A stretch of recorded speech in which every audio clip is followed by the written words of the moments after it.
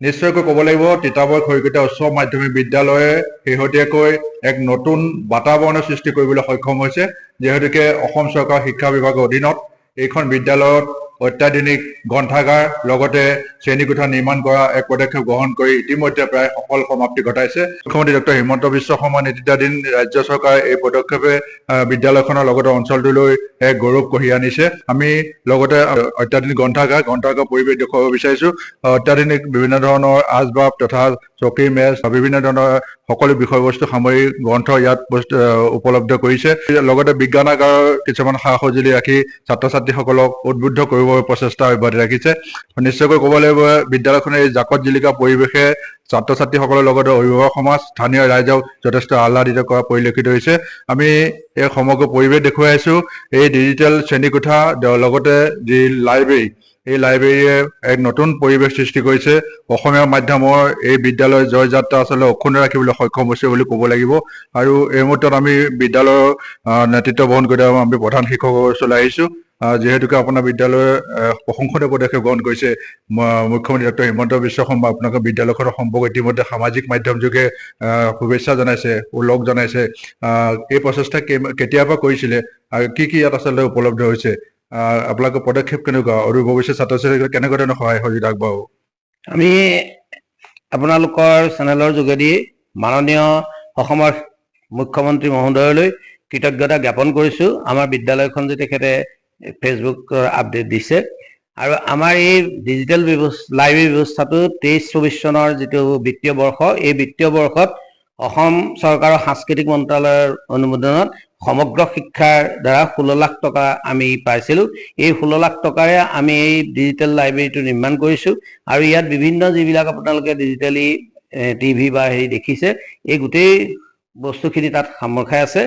আৰু আমি এই যেতিয়া ব্যৱস্থাটো অহাৰ লগে লগে আমাৰ আগতে যি পুৰণা লাইব্ৰেৰী আছিলে তাৰ লগতে এই ডিজিটেল ব্যৱস্থাটো হোৱাৰ কাৰণে আমাৰ এই যিহেতু অঞ্চলটো একেবাৰে পিছপৰা, এই পিছপৰা অঞ্চলটোৰ আমাৰ ইয়াত অধ্যয়ন কৰা ছাত্ৰ ছাত্ৰীসকলো একেবাৰে দুখীয়া পৰিয়ালৰ, গতিকে তেওঁলোকে এই ডিজিটেল লাইব্ৰেৰীটোৰ যোগেদি উপকৃত হৈছে আৰু হ'ব বুলি ভৱিষ্যতে মই আশা কৰিছোঁ।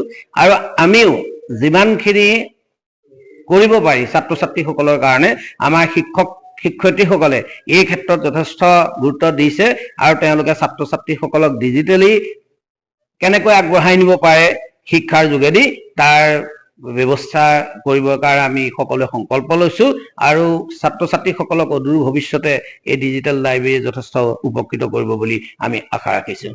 লাইব্ৰেৰীয়ানক লগ পাইছো, আপোনাৰ ওচৰলৈ আহিছো, যিহেতুকে সুন্দৰ পদক্ষেপ গ্ৰহণ কৰিছে।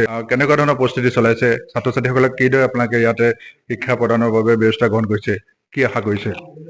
আচলতে এতিয়া এই সময়ত সতকাই আমি সমালোচনা হৈ থকা দেখা পাওঁ যে নতুন প্ৰজন্ম বৈদ্যুতিন মাধ্যমৰ প্ৰতি বেছি আগ্ৰহী হৈছে, কিন্তু এই মুহূৰ্তত এনেকুৱা ধৰণৰ পুথিভঁৰালৰ যি পদক্ষেপ চৰকাৰে গ্ৰহণ কৰিছে নিঃসন্দেহে ছাত্ৰ ছাত্ৰীসকল আগুৱাব বুলি আমি আশাবাদী। আৰু আমাৰ ছাত্ৰ ছাত্ৰীসকলে এই ব্যৱস্থাটো খুবেই ভাল পাইছে। আমাৰ পুথিভঁৰালত প্ৰায় 3000 কিতাপ আছে আৰু তেওঁলোকে নিয়মিত ইয়াৰ পৰা কিতাপ লৈ থাকে। আৰু লগতে আমাৰ যি ইছ্যু ৰেজিষ্টাৰ তাত আমি এটা ব্যৱস্থা ৰাখিছো যে তেওঁলোকে যিখন কিতাপ নিছে সেই কিতাপখন পঢ়ি তেওঁলোকে কেনেকুৱা অনুভৱ কৰে তাৰো এটা টোকা লিখাৰ আমি ব্যৱস্থা কৰিছো। আৰু নিশ্চয়কৈ তেওঁলোকক এইবিলাক ব্যৱস্থাই কিতাপৰ প্ৰতি আগ্ৰহী কৰি তুলিব। ঠিক আছে, আমি আকৌ পুনৰ পৰিৱেশ দেখুৱাব বিচাৰিছো।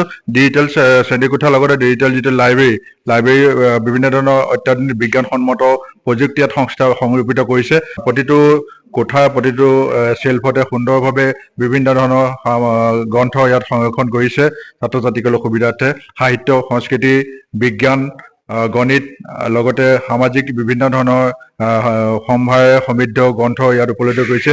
ইংৰাজী, অসমীয়া সকলো গ্ৰন্থ ইয়াত উপলব্ধ হোৱা পৰিলক্ষিত হৈছে।